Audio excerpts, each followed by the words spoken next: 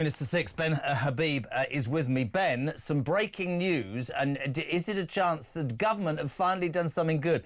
MPs have just approved plans to proscribe Palestine Action as a terrorist organisation. Thank God for that. Only 26 MPs voted no. Obviously, that woman, what's her name, the Coventry one? The SNP abstained, of course they did. It comes after the break-in at RAF Brize Norton, where military planes, you know that, the two voyagers were damaged. MPs have approved plans to prescribe Palestine Action as a terrorist organisation. Why has it taken a week? That was pretty obvious, wasn't it?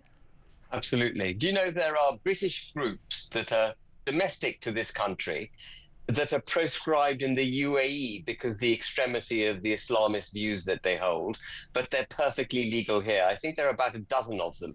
So the United Arab Emirates, which is a Muslim country, recognizes that we've got dangerous Islamists in the UK, and they've proscribed our groups, and they're not proscribed by ourselves in the UK. God. You know, I was talking about a breakdown of sort of functioning, the ability to function in this country. What better example is there than that?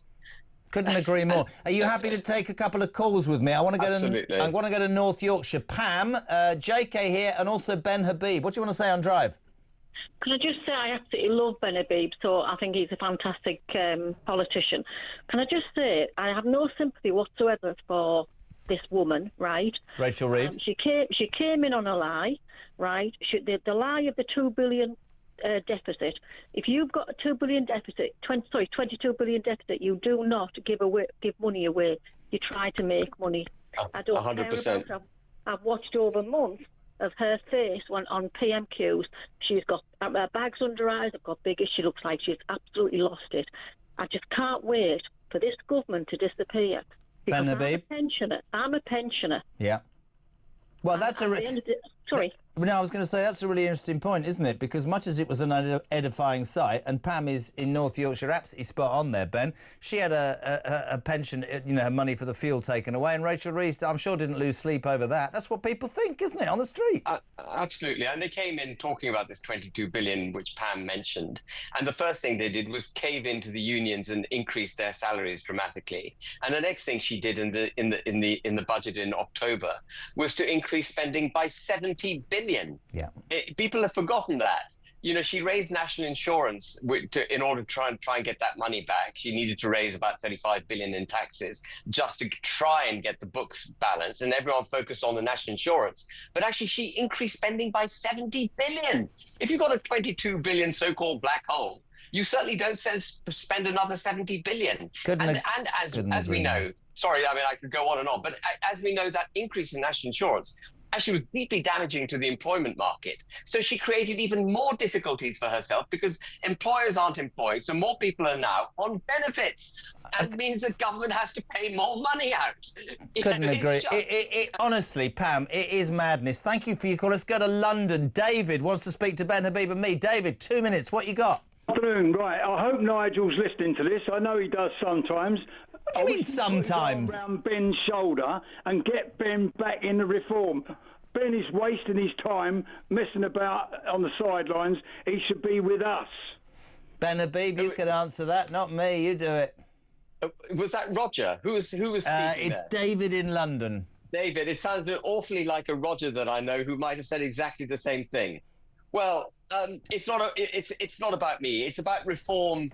The issue that I've got with reform is that it needs to restructure itself so that it has proper checks and balances in it. It develops a proper political philosophy, and it can tolerate free speech and challenge, and therefore welcome into its ranks great thinkers and fearless speakers. The problem at the moment is Nigel Farage is fearful of all of that, and that's a real issue, I think, for the party. Why do you think he's fearful of it? If I can just jump in, David, hope you don't mind. Why do you think he's fearful, in your opinion, Ben?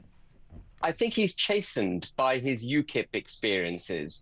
I think he was treading on eggshells because UKIP was a pioneer party and it was establishing common sense principles, but at a time when no one was prepared to listen to common sense. But the British people are now crying out for it. They want, you know, the vote to leave the EU was a vote for common sense and Britain first. And we need, as politicians, to react to that. So we shouldn't be stepping on eggshells anymore. We should be unashamedly doing what the British people want. Can I ask the question, David? Yeah. You're still there, aren't you? I definitely want to come in on this because We're spending tremendous amount of time restructuring. I've got a lot of sympathy with what you said, Ben, but at the end of the day, I just wish you and Nigel would put your arms around each other's shoulders and get this sorted out, because we need people like you in the party. We are doing a tremendous amount of restructuring. I've had to just jump through several hoops to become a councillor, a potential councillor next year. I've just had to go through tremendous amount of situations to get accepted. So we are doing a lot, Ben, but we need you back, Ben. Well, that's very kind of you to say, David. And you said put our arms around each other. I would give him a cuddle and a kiss. But we've got to, we've got to be like the Jeremy Kyle show in the old days. David, thank you very much indeed. I've got 2.5 minutes. I'm going to Wolverhampton. Ben, are you happy? Just one more call. Stephen, literally 2 minutes. Go. Ben Habib's here. Rachel Reeves and her tears. Where was the tears when the poor children got murdered? Where's the tears when all the communities, all the foreigners have come in and all of that business? Tears are not enough, Rachel.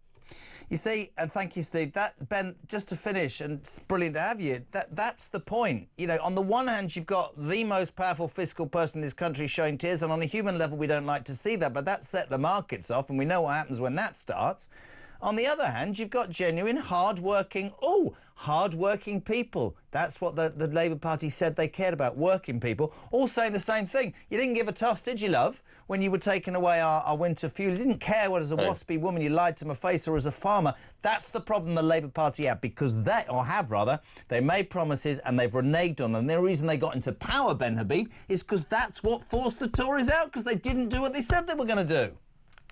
Absolutely right. And the Labour Party, the clue for what they should be doing is standing for those who are in Labour, who are labouring for this country. They don't. They become the party for those who are not working.